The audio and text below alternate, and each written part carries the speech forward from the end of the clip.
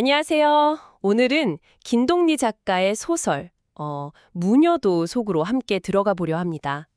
보내주신 자료를 보면요. 한 지붕 아래서 뿌리 깊은 무속신앙하고 새로 들어온 기독교 신념이 부딪히면서 벌어지는 정말 강렬한 한 가족의 비극이 담겨 있죠.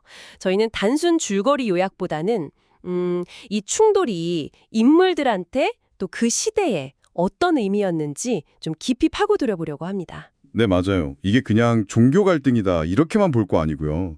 그 변화하는 시대 속에서 말이죠. 전통적인 세계관이랑 새로운 사상이 부딪힐 때 개인이나 가족이 얼마나 흔들리는지, 그리고 또 그 절대적인 믿음이란 게 과연 뭘까? 이런 질문을 던지게 만들어요. 이야기 중심에는 역시 그 무당 어머니 모하가 있고요. 또 기독교인이 된 아들 우기, 그리고 귀가 좀 어두운 딸 랑이. 이 세 인물이 핵심입니다. 이들의 관계를 통해 갈등을 좀 자세히 보죠. 네, 그럼 먼저 그 배경부터 좀 짚어볼까요? 모화랑 낭이가 사는 공간, 허름한 기와집인데 표현이 꼭 도깨비굴 같다고 되어 있잖아요. 분위기가 참 그렇죠. 그리고 모화는 그냥 무당이라기보다 세상 모든 것에 영혼, 그러니까 님이 있다고 믿는 인물이고요.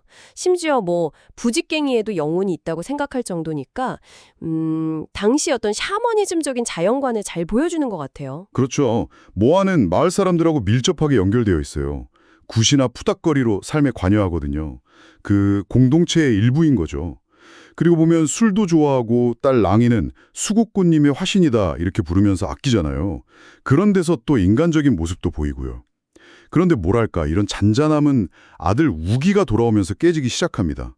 다들 절에 간 줄 알았는데 기독교인이 되어서 나타난 거죠. 10여 년 만에. 아, 여기서부터 이제 두 세계관이 정면으로 부딪히는 거군요. 우기는 어머니의 믿음을 사귀, 그러니까 악마에 들렸다, 이렇게 보잖아요. 심지어 누이낭이 귀가 안 들리는 것까지도 귀머거리 귀신 때문이다, 이러면서 기도로 고치려 하고요. 이게 기독교의 배타적인 유일신 사상하고 전통적인 다신론적인 세계관이 딱 만나는 지점인 것 같아요. 네, 정확합니다. 우기 입장에선 어머니의 모든 행위가 그냥 미신이고 우상숭배인 거예요.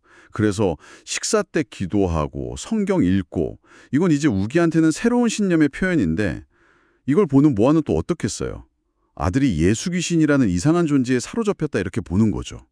그래서 물 뿌리고 주문 외우고 아들을 정화시키려고 하는 거예요. 아, 그러니까 이게 참 각자 입장에서 보면 서로를 구원하려는 건데 네네. 방법이 너무 다른 거죠. 충돌할 수밖에 없는. 결국에는 이게 정말 파국으로 가네요. 우기가 어머니가 자지 성경책 태우는 걸 보잖아요. 거기서 격분해서 굿을 막 방해하다가 결국 어머니 모하가 아들을 식칼로 찌르는. 아, 정말 극단적인 상황까지 가죠.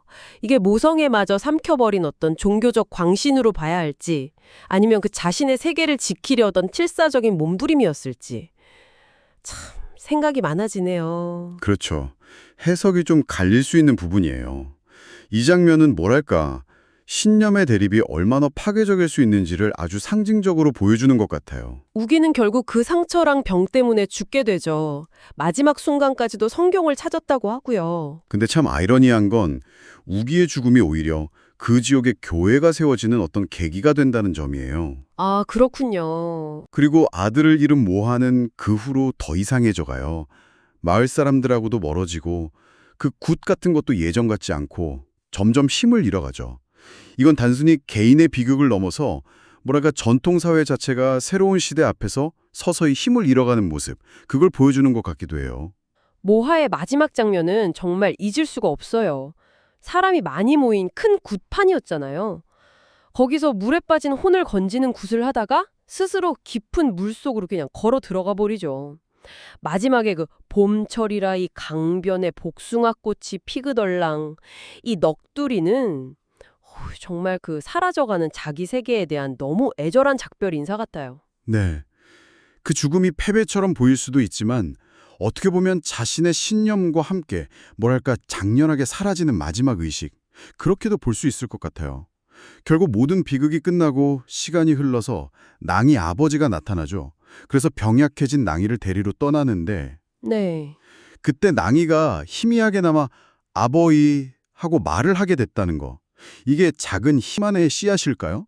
글쎄요. 그리고 그 텅 빈 집엔 다시 잡초만 무성해지고요. 와, 정말 한 가족의 이야기가 그 시대의 변화, 또 신념의 본질 문제, 인간 존재의 비극성까지 이렇게 깊게 담아낼 수 있다는 게 참 놀랍습니다. 각자 자기 구원을 향한 그 간절함이 있었는데 그게 오히려 서로를 파멸로 이끌었다는 게 참 아이러니하죠. 그렇습니다. 그래서 이 이야기가 계속 우리한테 묻는 것 같아요. 당신이 옳다고 믿는 그 진리가 과연 다른 존재하고 같이 갈 수 있는 거냐? 혹시 그 확고한 신념이라는 게 때로는 가장 큰 폭력이 될 수도 있는 건 아니냐? 이런 질문들이요. 뭐 정답이 있는 건 아니겠지만 그래도 한 번쯤은 우리가 깊이 생각해 볼 만한 그런 질문을 던져주는 작품인 것 같습니다.